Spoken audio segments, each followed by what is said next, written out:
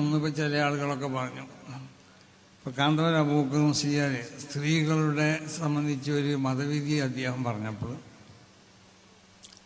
അതിന് ചിലരൊക്കെ പിന്തുണച്ചു എന്ന് പറഞ്ഞു. പിന്തുണച്ചാൽ പോരാന്ന് എനിക്ക് പറയണം, അത് നടപ്പിൽ വരുത്താൻ വേണ്ടി ശ്രമിക്കണം.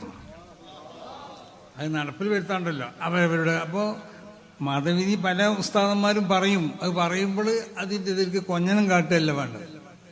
അങ്ങനല്ലേ? ഇപ്പം എന്തെല്ലാം സമസ്തകളുടെ ജമീയത്തിൽ പല മതവിധികളും പറയും. അതിനൊക്കെ പരിഹസിക്കുകയും അതിനെതിർക്കുകയും ചെയ്യുന്ന ആളുകൾ തന്നെ ഇവർക്കുള്ള സ്വാർത്ഥ താല്പര്യങ്ങൾ അല്ലെങ്കിൽ മറ്റുള്ള അവരുടെ താല്പര്യത്തിനോട് ഒത്തുകൊണ്ട് വരുമ്പോൾ, കാരണം അവരെതിർക്കപ്പെടുന്ന രാഷ്ട്രീയ പാർട്ടികളുണ്ടാവും, ആ രാഷ്ട്രീയ പാർട്ടികൾക്ക് എതിരായി കൊണ്ട് ഉപയോഗിക്കപ്പെടാൻ പറ്റും ഈ ആയുധം എന്നുള്ള നിലക്ക് അതിനെ പിന്തുണച്ചു എന്ന് പറയാം.